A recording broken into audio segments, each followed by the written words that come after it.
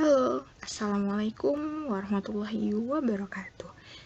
Baik, untuk pertemuan kita kali ini, kita akan membahas tentang uji hipotesis. Untuk materinya kali ini itu tentang definisi hipotesis, hipotesis statistik, uji hipotesis, manfaat uji hipotesis, jenis-jenis pengujian hipotesis, cara menentukan hipotesis nol dan hipotesis alternatif, contoh penentuan hipotesis nol dan hipotesis alternatif. Nah, yang pertama itu pengertiannya, definisinya. Hipotesis itu merupakan dugaan. Nah, sedangkan hipotesis statistik itu merupakan dugaan tentang parameter.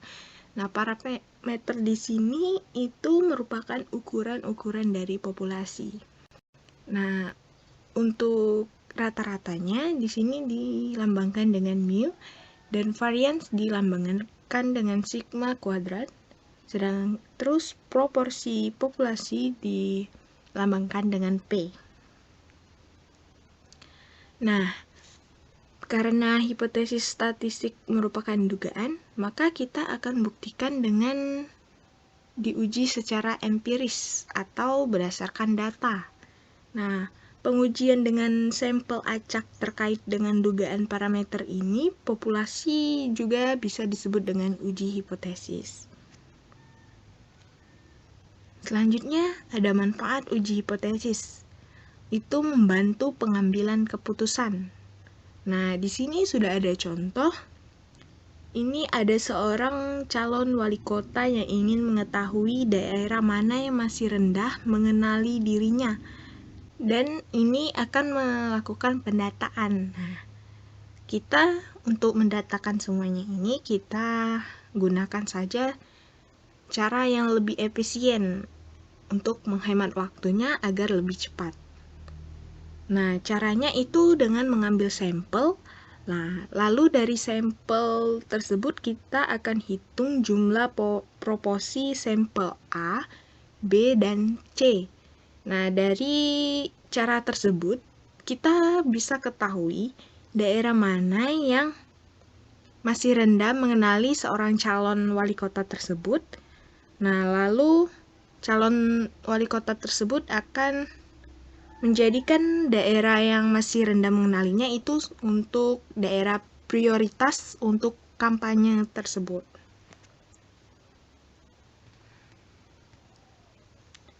Nah, selanjutnya itu ada jenis hipotesis statistik. Nah, di sini ada dua. Yang pertama itu hipotesis nol, dilambangkan dengan H0. Itu merupakan dugaan awal. Terus yang kedua itu hipotesis alternatif, dilambangkan dengan H1. Itu merupakan lawan dari hipotesis nol.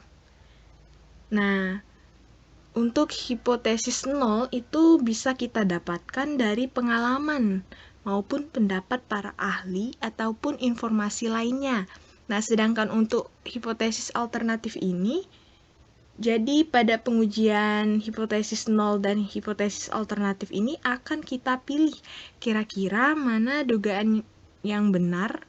Nah, dari hipotesis itu kita bisa lihat mana dugaan yang benar agar mendapatkan hasilnya. Terus selanjutnya ini ada jenis pengujian hipotesis.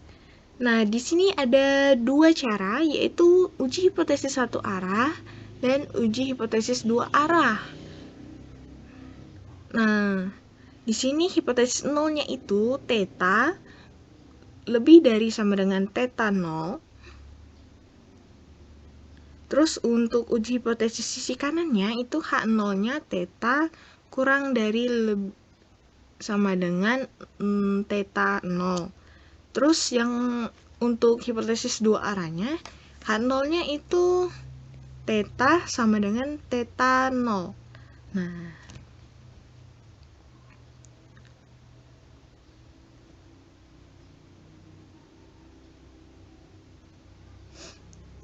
untuk melakukan selanjutnya itu cara menentukan hipotesis alternatifnya itu dengan simbolnya itu kebalikan dari hipotesis nolnya tadi. Contohnya, ini untuk sisi kiri, H1-nya itu theta kurang dari theta 0. Karena tadi kan kebalikannya, jadi di H0-nya tadi lebih dari, jadi H1-nya itu kurang dari.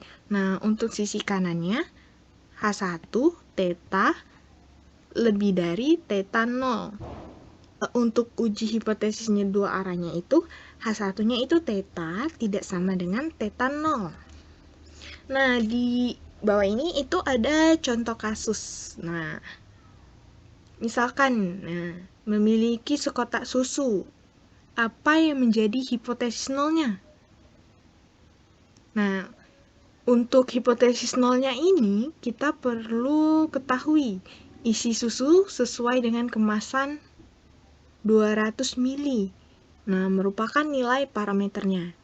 Nah, jika kita ingin menguji apakah isi susu tersebut kurang dari 250 mili, maka kita akan melakukan pengujian sisi kiri. Nah, jika kita ingin menguji apakah isi tersebut lebih dari 250 mili, maka kita akan melakukan pengujian hipotesis sisi kanan. Nah, untuk selanjutnya, jika kita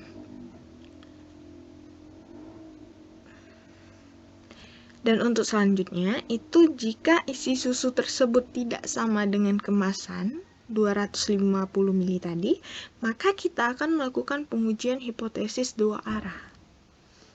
Selanjutnya, di sini ada contoh penentuan hipotesis nol dan hipotesis alternatif pada pengujian hipotesis. Yang pertama, ini menurut seorang ahli sosial kependudukan, rata-rata pengeluaran penduduk desa per bulan kurang dari 3 juta rupiah. Apakah hal tersebut benar? Nah, pertama kita lihat pengeluaran rata-rata desanya per bulan itu kurang dari 3 juta rupiah. Nah, artinya tidak mengandung sama dengan, sehingga kurang dari 3 juta. Ini masuk ke dalam hipotesis alternatif, sehingga hipotesis alternatif ini mu-nya kurang dari 3 juta rupiah. Nah, kemudian hipotesis nolnya, tandanya lawan dari hipotesis alternatifnya. Karena tanda hipotesis alternatifnya kurang dari, maka hipotesis nolnya itu tandanya lebih dari sama dengan. Jadi, hipotesis nolnya itu mu lebih dari sama dengan 3 juta rupiah. Selanjutnya untuk contoh yang kedua, menurut seorang dokter paru-paru, proporsi orang yang kanker paru-paru akibat merokok lebih dari 30%. Apakah hal tersebut benar? Nah, dari pernyataan tersebut, ini termasuk ke dalam hipotesis alternatif. Itu kenapa P-nya ini lebih dari 30%. Nah, sedangkan untuk hipotesis nolnya itu, kebalikannya, P kurang dari sama dengan 30%. Selanjutnya, ini untuk contoh yang terakhir.